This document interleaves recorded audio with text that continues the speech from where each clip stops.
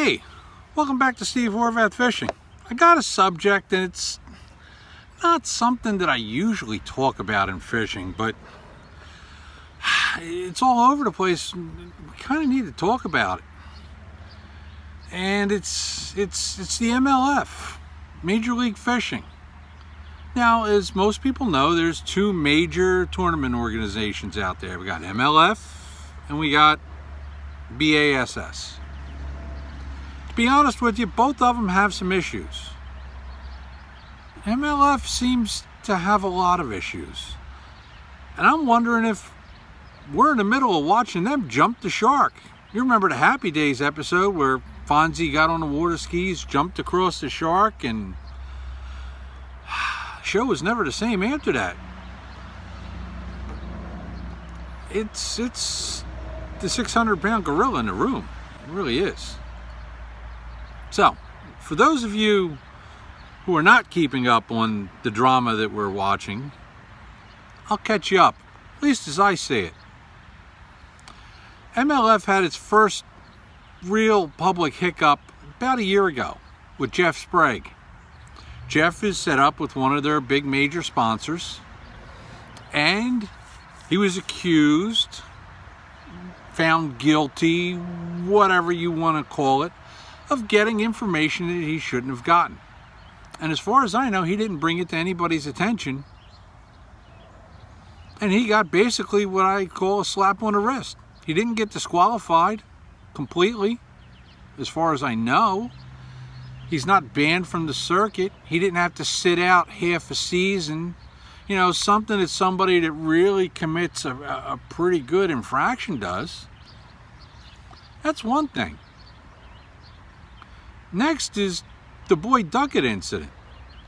Now you might say, the guy walked out on his dock on the lake, which they happen to be having a tournament on, made a couple casts, tuning a bait or whatever he did. He didn't think it was very important. But Boyd's one of the owners.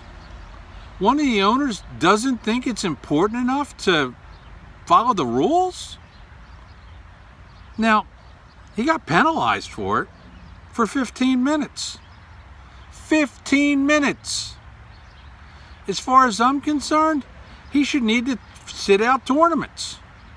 I get it, he's one of the owners, but should he get preferential treatment? Next on the MLF problem train, you've got the Cayuga Lake incident.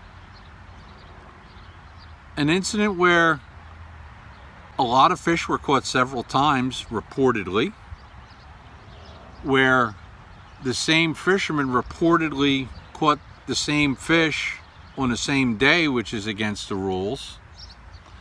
And there also is a rumor of people unhooking fish without the referee being able to see that they were hooked in the mouth. Now, this one I honestly have a little trouble with. It's not that somebody would do that. Now, on Facebook, on a Major League Fishing fan page, somebody brought this up. And I'm sure it's a matter of public record. If it's on Facebook, I don't think it goes away, okay? That Ron Shuffield Jr. caught a fish and landed it with two hands outside of the boat and unhooked it. Now, that would be a violation. But here's where I say maybe it's not. Because on that fan page, a fellow that says he was the actual referee and witnessed everything says the reason that Shuffield Jr. did it was because the hook was stuck in his hand and the fish, and the referee witnessed him unhooking the fish and his hand, and the fish was hooked legally. So maybe, maybe not. That's just not good. It's not good at all. It's just too much going on at one time. I really feel that Major League Fishing is losing credibility. Really, really bad.